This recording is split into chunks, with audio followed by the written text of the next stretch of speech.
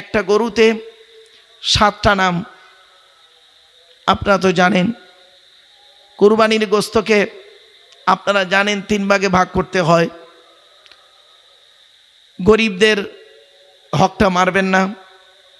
আর একটা কথা হলো কুরবানির গোশত একেবারে 1 বছর ধরে ফ্রিজে জমাট বেঁধে রেখে খাবেন না। চেষ্টা করবেন তাড়াতাড়ি এটাকে নিজে কিছু খেয়ে গরিবদের দান করে দেওয়াটাই উত্তম। অনেক সময় মানুষটি করে দেখবেন ওই ডিপ ফ্রিজে রেখে দেয়, রেখে দিয়ে 1 বছর ধরে ধরে সেটাকে খায়। বাস্তব, এ তো আপনারা জানেন না। মেটিয়াপুরুষ নাম শুনেছেন? মেটিয়াপুরুষ এলাকাতে বা অন্যান্য জায়গাতে এখনও তাদের গত বছরের কুরবানির গোশত এবছরও তারা খাচ্ছে। সো এই জন্য এগুলো আমি আপনাদেরকে অনুরোধ করছি, গরিবকে দিয়ে দিন সাথে সাথে। আর কুরবানির চামড়া গরিব ফকিরদের দান করে দেবেন। চেষ্টা করবেন গরিবদের পাশে দাঁড়ানোর জন্য। আর সামনের দিকে পাটা ফেলুন সাবধানে, পেছন দিক থেকে পাটা তুলুন সাবধানে। কোথা থেকে পাটা তুলছেন আর কোথায় পাটা ফেলছেন এটা একটু মাথায় রাখুন। আল্লাহ আমাদের সকলের শোনার বলার আমল করা তৌফিক যেন দান করি। বলুন আল্লাহুম্মা আমিন। মায়ের দোয়া, বাপের দোয়া কেমন দেখবেন? চলুন ছোট্ট একটা উদাহরণ দিচ্ছি। বাইজিদ বোস্তামি রহমাতুল্লাহ আলাইহি নাম শুনেছেন? বাইজিদ, একদম সংক্ষেপে ছোট্ট একটা ঘটনা, এখান থেকে শিক্ষা নেওয়ার জন্য কথাটা বলা। বাইজিদ বোস্তামি রহমাতুল্লাহ আলাইহি তার মা সন্ধ্যারাতে একটু পানি চেয়েছে। উনি করেছেন কি, পানি আনতে গিয়েছে, এসে দেখছে মা ঘুমিয়ে পড়েছে। তো সারা রাত গ্লাসটা ধরে দাঁড়িয়ে আছে। ফজরের আজান হচ্ছে, ঘুমটা ভেঙে গেছে, দেখছে আমার কলিজার টুকরা বাইজিদ গ্লাস ধরে দাঁড়িয়ে আছে। সঙ্গে সঙ্গে বলছে, কি বাবা তুমি দাঁড়িয়ে কেন আব্বা? বলছে, মা সন্ধ্যারাতে পানি চেয়েছিলেন, এসে দেখছি ঘুমিয়ে পড়েছে, তাই গ্লাসটা ধরে দাঁড়িয়ে আছি, পানি পান করাবো। সঙ্গে সঙ্গে মা ওযু করে ফজরের নামাজ পড়ে নামাজের পানিতে বসে নামাজের পরে আল্লাহর কাছে দোয়া চাইছে। বলছে, আল্লাহ আমার বাইজিদকে তুমি জামানার আবেদ বান্দা বানিয়ে দাও। মায়ের দোয়ার ওসিলায় বাইজিদ আল্লাহর আবেদ বান্দা হয়েছে। জোরে বলো। বাইজিদ বোস্তামি রহমাতুল্লাহ আলাইহি যদি মায়ের দোয়া আল্লাহর ওলি হতে পারে, আপনি কেন পারেন না? আপনি আপনার মায়ের দোয়া নিতে পারেন না? কেন পারবেন না? শুধু তাই নয়, বাপের দোয়ার ওসিলা শুনবেন। ছোট্ট উদাহরণ, হযরত ইব্রাহিম আলাইহিস সালাতু ওয়াস সালাম, ইব্রাহিম নবী যখন করেছেন কি, কাবা ঘর তৈরি করা ছিল, যখন নতুন করে সংস্কার করছিলেন, বেটা ইসমাইলকে বলছে, বাবা ওখান থেকে পাথরগুলো নিয়ে আসো। ইসমাইল নবী মাথায় করে পাথর আনছেন, ইব্রাহিম নবী সুন্দর করে গেঁথে দিচ্ছেন কাবা ঘরটাকে। আর গাঁথতে গাঁথতে যখন ইসমাইল নবী ঘেমে গেছেন, ইব্রাহিম নবী তখন বাচ্চারা কষ্ট দেখে সহ্য করতে না পেরে বলেছিলেন, রব্বানা ওয়া বা'আথ ফীহিম রাসূলাম মিনহুম ইয়াতুলু আলাইহিম আয়াতিকা ওয়া ইউআল্লিমুহুমুল কিতাবা ওয়াল হিকমাতা ওয়া ইউযাক্কিহিম ইন্নাকা আনতাল আজিজুল হাকীম। 1 নম্বর পারার 19 নম্বর পৃষ্ঠা 2 নম্বর লাইন, সূরার নাম সূরা বাকারা। ইব্রাহিম নবী দোয়া করছে ছেলের জন্য, আল্লাহ আমার এই বেটা ইসমাইলের বংশের ভেতর থেকে একটা রাসূল পাঠাইও। সেই রাসূল মানুষকে তেলাওয়াত করে শোনাবে, সেই রাসূল মানুষকে জ্ঞানের শিক্ষা দেবে, কিতাবের শিক্ষা দেবে, সেই রাসূল যেন মানুষকে পবিত্র করতে পারে। বাপের দোয়ার ওসিলায় ইসমাইল নবীর বংশধরের মধ্য থেকে একটা নবী এসেছেন, তিনি হলেন আখিরি জামানার শেষ নবী। এই জন্য মুহাম্মদ সাল্লাল্লাহু আলাইহি ওয়াসাল্লাম বলতেন, আমি হলাম 2 জবিউল্লাহর ছেলে, আমি 2 জবিউল্লাহর ছেলে। একটা হলো ইব্রাহিম জবিউল্লাহর ছেলে আমি, আর একটা হলো আমার দাদু আব্দুল মুত্তালিব জবে করেছিলেন উট, 100 টাকার উট, অনেক ইতিহাস বই। আর একটা কথা বলতেন যে আল্লাহ পাক আমাকে পাঠিয়েছে ঈসা নবীর সুসংবাদ আর আমার আদি পিতা ইব্রাহিম নবীর দোয়া। ইব্রাহিম নবীর দোয়া মনে রেখে দিন, ইব্রাহিম নবীর দোয়া মুহাম্মদ সাল্লাল্লাহু আলাইহি ওয়াসাল্লাম আমরা পেয়েছি। ইব্রাহিম নবীর দোয়া, ইব্রাহিম নবী দোয়া করেছেন, আল্লাহ আমার এই ইসমাইল বাচ্চার সন্তানের ভিতরে এমন একটা সন্তান তুমি দান করো, সেই সন্তান হলো মুহাম্মদ সাল্লাল্লাহু আলাইহি ওয়াসাল্লাম। আর ঈসা নবী কি বলেছিলেন? দলিল কোরআন, وَإِذْ قَالَ عِيسَى ابْنُ مَرْيَمَ يَا بَنِي إِسْرَائِيلَ إِنِّي رَسُولُ اللَّهِ إِلَيْكُمْ مُصَدِّقًا لِمَا بَيْنَ يَدَيَّ مِنَ التَّوْرَاةِ وَمُبَشِّرًا بِرَسُولٍ يَأْتِي مِن بَعْدِ اسْمُهُ أحمد فلما جاءهم بالبينات قالوا هذا سحر مبين 28 নম্বর পারার 19 নম্বর 28 নম্বর পারার 11 নম্বর পৃষ্ঠা।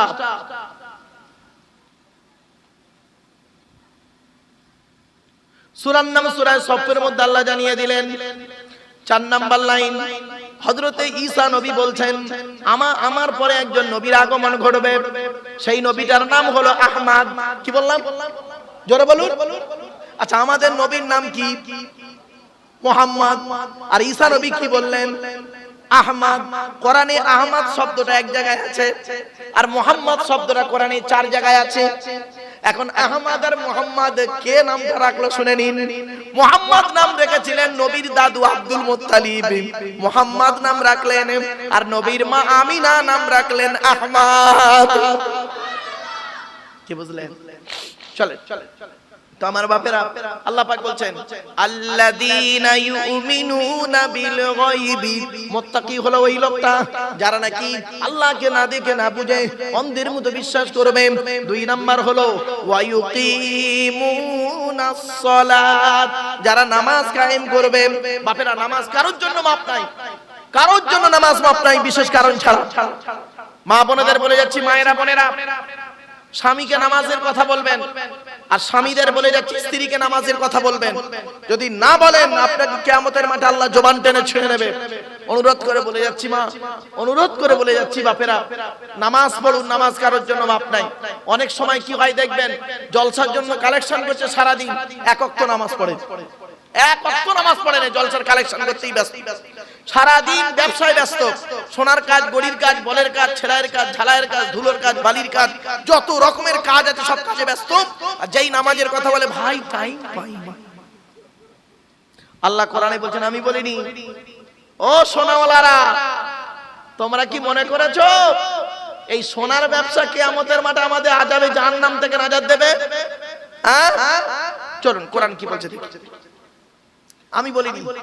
ইয়া আইয়ুহাল্লাযীনা আমানু হাল আদুল্লুকুম আলা তিজারাতিন তুনজিকুম মিন আযাবিন আলীম। 28 নম্বর পারার 11 নম্বর পৃষ্ঠা 10 নম্বর লাইন, সূরার নাম সূরা সফের মধ্যে আল্লাহ পাক জানিয়ে দিলেন, হে ইমানদার বান্দাগণ, আমি আল্লাহ কি তোদের একটা ব্যবসার কথা বলে দেব, সোনার ব্যবসা, জরির ব্যবসা, দর্জির ব্যবসা, যে কোনো একটা ব্যবসার কথা বলে দেব। ওই ব্যবসার মাধ্যমে কিয়ামতের মাঠে তুনজিকুম মিন আযাবিন আলীম, আমার আযাবে জাহান্নাম থেকে নাজাত পেয়ে যাবি। না না না, আমি আল্লাহ কি বলছি শুনে নে বান্দা। তুমিনুনা বিল্লাহি ওয়া রাসূলিহি, আল্লাহ এবং নবীর উপরে 100% বিশ্বাস রাখবি। চলার জীবনে আল্লাহ নবীর উপরে 100% বিশ্বাস রাখবি। আর কি করবি? অতুজাগিদুনা ফি সাবিলিল্লাহ, জানার মাল আল্লাহর রাস্তায় দিয়ে, বিয়ামওয়ালিকুম ওয়া আনফুসিকুম, জানার মাল আল্লাহর রাস্তায় নিজের জীবনটাকে বিলিয়ে দিবি। তাহলে দিলে কি হবে? যালিকুম খায়রুল লাকুম, ওটাই হবে তোদের জীবনের সবথেকে উত্তম কাজ। কি বুঝলেন বাপেরা? বাড়িতে গিয়ে ভাববেন। তাই আল্লাহ বললেন, ইউমিনুনা বিল্লাহি আল্লাযীনা ইউমিনুনা বিল গায়বি ওয়া ইউকিমুনাস সালাত, যারা নামাজ কায়েম করবে। আচ্ছা, সারা দিনে কত ওয়াক্ত নামাজ ফরজ? 5 ওয়াক্ত। তাড়াতাড়ি বলেন, 5 ওয়াক্ত নামাজ। 5 ওয়াক্ত নামাজ কোন নবী পড়লেন শুনে নিন, সহজে বলে দিচ্ছি। ফজরের নামাজ পড়েছিলেন সর্বপ্রথম হযরতে আদম আলাইহিস সালাতু ওয়াস সালাম। জোহরের নামাজ পড়েছিলেন হযরতে ইব্রাহিম আলাইহিস সালাতু ওয়াস সালাম। আসরের নামাজ পড়েছিলেন হযরতে ইউনূস আলাইহিস সালাতু ওয়াস সালাম। আর মাগরিবের নামাজ পড়েছিলেন, আচ্ছা এশার নামাজ পড়েছিলেন মুহাম্মদ সাল্লাল্লাহু আলাইহি ওয়াসাল্লাম। এবারে মাগরিবের নামাজ পড়েছিলেন কে? তার আগে একটা প্রশ্ন করি, আচ্ছা বলুন ফজরের ফরজ নামাজ ক রাকাত? জোরে বলুন। 2 রাকাত। জোহরের ফরজ নামাজ ক রাকাত? 4 রাকাত। আসরের ফরজ নামাজ ক রাকাত? এশার ফরজ নামাজ ক রাকাত? সব জোর জোর না? আর মাগরিবের ফরজ নামাজ ক রাকাত? কেন এটা বেজোড় কেন? সব জোর আর এটা বেজোড় কেন? শুনে নিন, মাগরিবের নামাজ সর্বপ্রথম কে পড়েছিলেন? আমি বক্তব্যের শুরুতেই বলেছিলাম, মনে আছে? সুলাইমান নবীর বাপ দাউদ বলে একজন নবীর কথা বলেছিলাম, মনে পড়ছে? সুলাইমান নবীর বাপ দাউদ নবীর কাছে 2 জন নারী এসেছিল বিচার করতে। সুলাইমান নবীর বাপ দাউদ নবী বিচার করে দিলেন। ওই বিচার করে যখন চলে যাচ্ছেন, গেটে দাঁড়িয়েছিলেন সুলাইমান নবী। সুলাইমান নবী দ্বিতীয়বার বিচারটা করেছিলেন। দাউদ নবী দেখলেন আমার বিচারের থেকে আমার ছেলের বিচারটা একদম যথাযথ যুক্তিযুক্ত হয়েছে। সঙ্গে সঙ্গে আল্লাহর কাছে কাঁদা করতে করতে উনি করলেন কি, সেই সময় ছিল মাগরিবের সময়, সূর্য ডোবার সময়। ওই সময় উনি করেছেন কি, 4 রাকাতের নিয়ত করে বেখেয়ালি বেচারা 3 রাকাতে বসে পড়েছিলেন। মাগরিবের নামাজ এই জন্য 3 রাকাত আছে। ব্যাপক আলোচনা। চলো এবার আসছি সারা দিনে কত ওয়াক্ত নামাজ ফরজ? 5 ওয়াক্ত নামাজ ফরজ, ফজর, জোহর, আসর, মাগরিব, এশা। শুধু তাই নয়, সঙ্গে আরো কিছু নামাজের কথা যখন এলো আরো অনেক প্রশ্ন আসবে, উত্তরগুলো বলে দিচ্ছি, শুনে নিন। আচ্ছা, প্রত্যেক ওয়াক্তের নামাজের আগে আজান হয় কবার? একটু বলুন না রে ভাই, একটু একবার, তাই তো? জুম্মার দিনে আজান হয় কবার? কেন? ঈদের নামাজের খুতবা, ঈদের নামাজের খুতবা নামাজের আগে হয় না পরে হয়? নামাজের পরে। আর জুম্মার আজান নামাজের খুতবা নামাজের আগে না পরে? কেন? শুধু তাই নয়, জুম্মার নামাজ 2 রাকাত আর জোহরের নামাজ 4 রাকাত। জোহরের পরিবর্তে তো জুম্মা, তো ওটা 2 রাকাত কেন, এটা 4 রাকাত কেন? এই জন্য বলি বাবা, কেন উত্তরগুলো একটু জানার চেষ্টা করবেন, অনুরোধ করে বলে যাচ্ছি। শুধু তাই নয়, সারা দিনে 48 রাকাত নামাজ, ফজরের 4 রাকাত, জোহরের 12 রাকাত, আসরের 8 রাকাত, মাগরিবের 7 রাকাত, এশার 17 রাকাত, টোটাল মিলে হলো 48 রাকাত। 1 মিনিট করে সময় দিলে 48 মিনিট। তাও আল্লাহ বলে তোদের 48 মিনিটও তোরা তো সময় দিস না। অনুরোধ করে বলে যাচ্ছি, বাপ নামাজ কারোর জন্য মাপ নাই। নামাজ কি করে শুনে কে দিন, ইন্নাস সালাতা তানহা আনিল ফাহশাই ওয়াল মুনকার। নামাজ বেআয়ামি বেহারামি খারাপ কাজ থেকে মানুষকে হেফাজত করে। তাই আল্লাহ পাক বললেন, মুত্তাকি কারা? যারা আল্লাহকে না দেখে না বুঝে বিশ্বাস করবে। আর 2 নাম্বার হলো 5 ওয়াক্ত নামাজ আদায় করবে। ওয়া ইউকিমুনাস সালাত। 3 নাম্বার হলো মিম্মা রাযাকনাহুম ইউনফিকুন। আমি আল্লাহ তাদের ধন সম্পদ দিয়েছি, টাকা পয়সা ধন সম্পদ গুলোকে আল্লাহর রাস্তায় ব্যয় করে যাবে। এজন্য বাপেদের বলে যাচ্ছি, টাকা পয়সা ধন সম্পদ গুলোকে দান খয়রাত বেশি করে করবেন, দান খয়রাত বেশি করে করবেন। মৃত্যু এসে গেলে আর দান খয়রাত করতে পারবেন না। কোরআন জানিয়ে দিয়েছে, আমি বলিনি। ওয়া আনফিকু মিম্মা রাযাকনাকুম মিন ক্বাবলি আইয়াতিয়া আহাদাকুমুল মাউতু ফায়াকুলা রাব্বি লাউলা আখখারতানি ইলা আজালিন করিব ফাআসাদদাকা ওয়া আকুম মিনাস সালিহিন সূরা মুনাফিকুনের মধ্যে আল্লাহ বলে দিলেন, ওরে মৃত্যু আসার আগে টাকা পয়সা ধন সম্পদগুলোকে আল্লাহর রাস্তায় দান করে যা, মরণ এসে গেলে আর দান করতে পারবি না। নবী বলেছেন, ইযা মাতাল ইনসান ইন কতানকু আমালুহু ইল্লা মিন সালাসা। তিন নাম নবীজি বললেন, মানুষ মরে যায়, আমলের দরজা বন্ধ হয়ে যায়। তিনটে দরজা খোলা থাকে। এক নাম্বার হলো সাদাকাতুন জারিয়া, পৃথিবীতে যদি কোনো দান খয়রাত করে যান কবরে শুয়ে শুয়ে সওয়াব পাবেন। দুই নাম্বার হলো আও ইলমিন ইনতাফাউ বিহি, যদি কোনো বিদ্যা দ্বীনি বিদ্যা রেখে যান, বিদ্যা থেকে উপকৃত হতে পারলে কবরে শুয়ে শুয়ে সওয়াব পাবেন।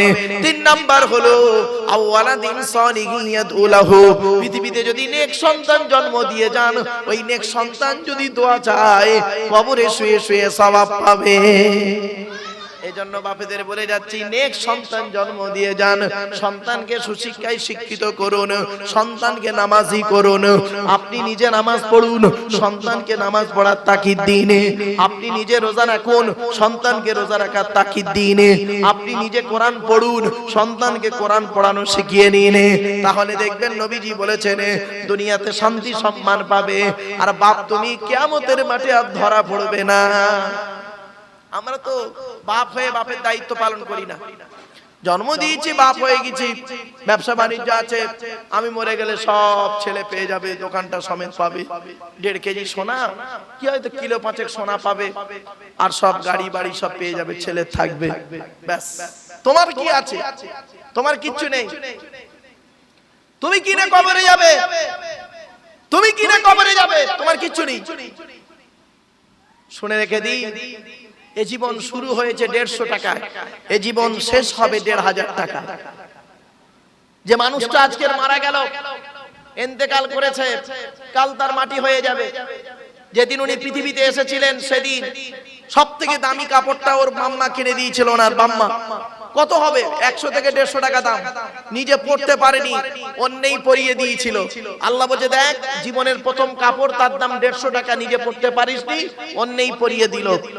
আর জীবনের শেষ কাপড়, নাম হলো তার কাফন, দাম হলো 1500 টাকা, নিজে পড়তে পারবি না, অন্যই পরিয়ে দেবে। তো জীবনের প্রথম কাপড় 150 টাকা, নিজে পড়তে পারলি না, অন্যই পরিয়ে দিল। জীবনের শেষ কাপড় 1500 টাকা, নিজে পড়তে পারলি না, অন্যই পরিয়ে দিল। বাকি যা এই পৃথিবীতে করেছিস, চোখ কান নাক হাত পা মুখ দিয়ে রাত জেগে মুখ থেকে রক্ত বের করে, মানে যা গাড়ি বাড়ি সোনা দানা করেছিস, সব শেষ। এই জন্য ছোট হুজুরকে বলে একটা কথা বলতেন, কুদরতে আজিম তার কে বুঝিতে পারে, অজ্ঞান হইবে জ্ঞানী ধ্যান যদি করে। বেওফাই দুনিয়া কেন ভোলা মন, দিবানিশি করো তুমি খোদাকে স্মরণ। গুনাহে ডুবিয়া গেলি ওরে বেশরম, কিয়ামতে দিন তুই করিনি গমন। পানি পানি করে তুমি পড়ে খাপে খাপি, পরে সারি তাড়াতাড়ি দেবে তালা চাবি। মালেকুল মউতর জান যাবে লইয়া, ঘরওয়ালা করে দাঙ্গা ভাগেরও লাগিয়া। আপনি মারা যান না, বেশি নয়, 1 কিলো সোনা থাকুক আপনার, 1 কিলো সোনা আছে আপনার, আপনি মারা গেছেন, দেখবেন মালেকুল মউতর জান যাবে লইয়া, ঘরওয়ালা করে দাঙ্গা ভাগেরও লাগিয়া। বাপের কি হবে এখন ঠিক নাই, 2 ভাই এখন দেখতে সোনার সেই কিলো 1 কেজি সোনাটা কোথায় আছে। তোর ধনে অন্য জনে উড়াইবে বাহার, তুমি হবে খোরাক ও মাটির পোকা। বন্ধুরে, অন্ধকার নীরব নগরে চলে যাব যেদিন, সেই দিন আর কেউ আমার খবর নেবে না, কেউ কবরের ধারে গিয়ে একবার কাঁদবে না, 2-1 যাবে কেউ কেউ, আবার সব ভুলে যাবে। মনে রেখো, পৃথিবীতে এমন কিছু করে যাও, কবরে শুয়ে শুয়ে সওয়াব পাবে। তাই আল্লাহ পাক জানিয়ে দিচ্ছেন 3 নাম্বার কি, ওয়াল্লাযীনা ইউমিনুনা বিমা উনজিলা ইলাইকা ওয়া মা উনজিলা মিন ক্বাবলিক ওয়া বিল আখিরাতি হুম ইউকিনুন।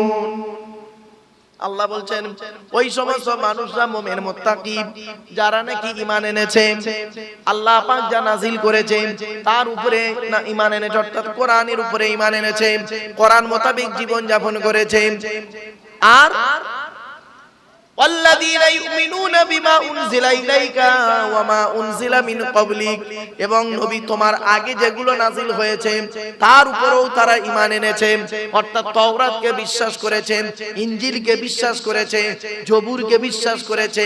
মনে রাখবেন, সমস্ত ধর্মগ্রন্থ বিকৃতি হয়েছে, পরিবর্তন হয়েছে।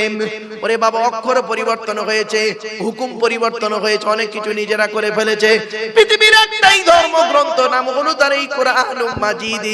আজও পর্যন্ত একটা অক্ষরের পরিবর্তন কেউ করতে পারেনি। এই কোরআন এমন এক কিতাব, পৃথিবীর সমস্ত কোরআন যদি ফেলে দেওয়া হয়, একটা কোরআনের হাফেজকে আল্লাহ জিন্দা রাখবে, আবার হাজার হাজার কোরআন তৈরি করে নেবে। জোরে বলুন সুবহানাল্লাহ। পৃথিবীর এমন কোন ধর্মগ্রন্থ নেই যে সেটাকে হৃদয়ের মধ্যে মুখস্থ করতে পারে। একটা বাচ্চা ছেলে, সেও কোরআন মুখস্থ করে। ভাবতে পেরেছেন বাবা? এরপরে আল্লাহ পাক বলছেন, ওয়া বিল আখিরাতি হুম ইউকিনুন, আখিরাতের উপরে তারা ইয়াকিন বিশ্বাস রাখবে।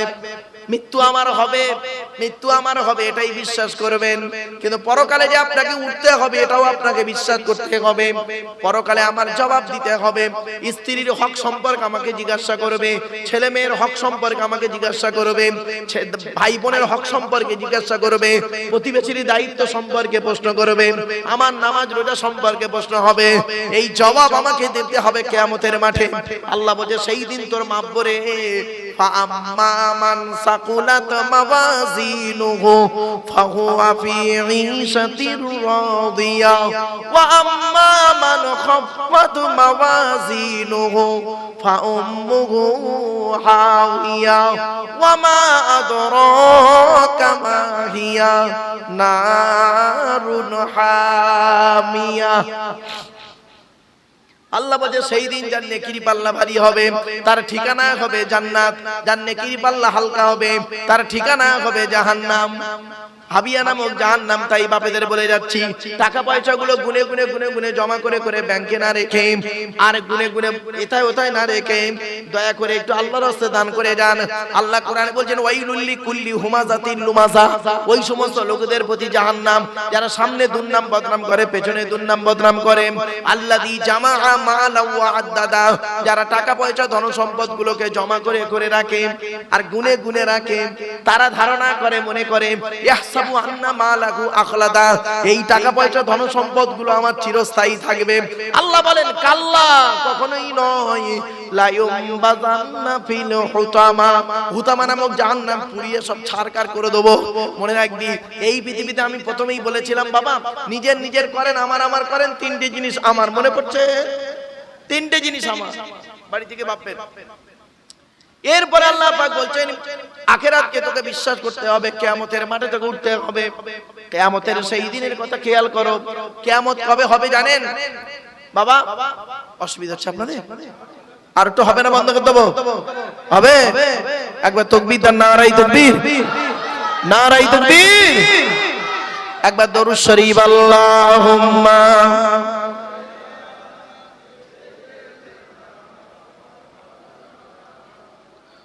وعلى آل سيدنا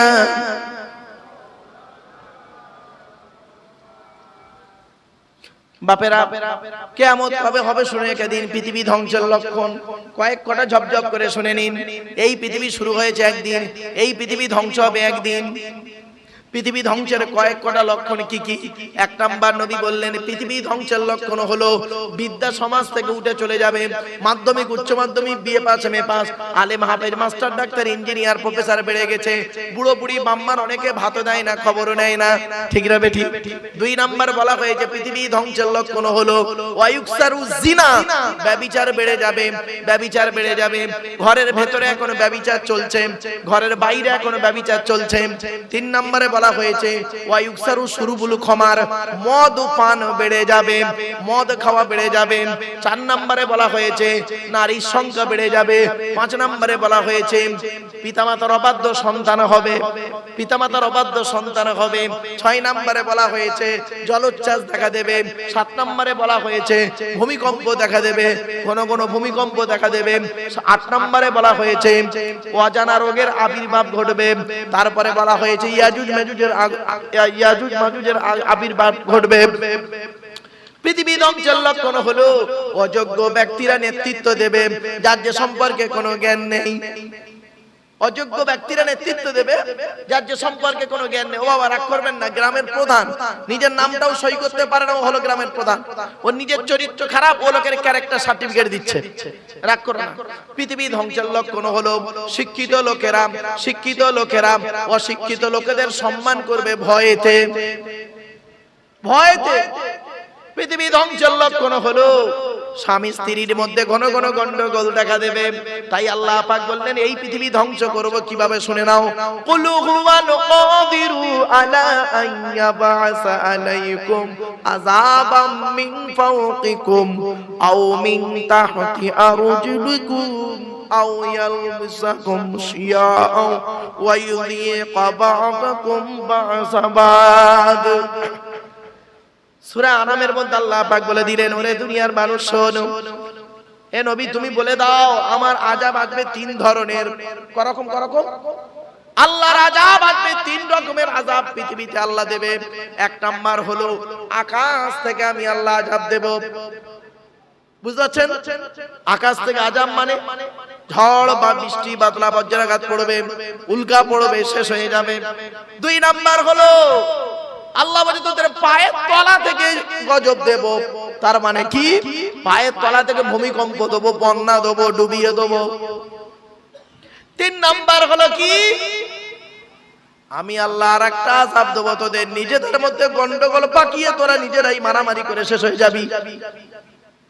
আল্লাহর নবী আল্লাহর কাছে তিনটে জিনিস চেয়েছিলেন, শুনে নিন। আল্লাহর নবী আল্লাহর কাছে তিনটে দোয়া চেয়েছিলেন, দুটো দোয়া কবুল হয়েছে, একটা দোয়া কবুল হয়নি। শুনে যান কি কি।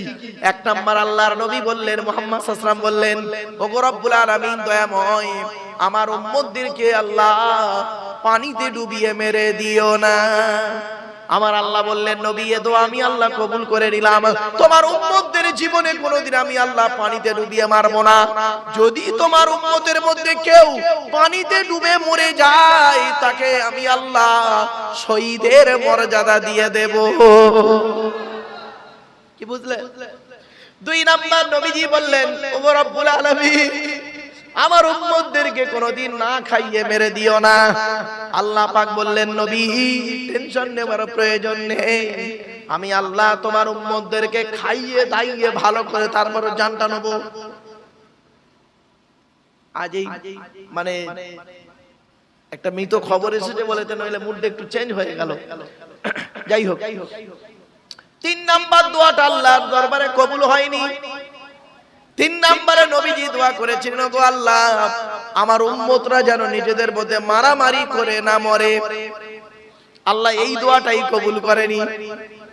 এ মুসলমান দেখবেন নিজেদের মধ্যেই মারামারি করে, ধর্মের মধ্যে মারামারি করতে শেষ।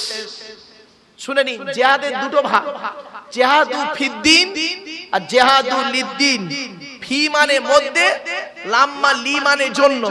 তাহলে জিহাদু ফিদ্দিন মানে কি? ধর্মের মধ্যে যুদ্ধ করা। আর জিহাদু লিদ্দিন ধর্মের জন্য যুদ্ধ করা।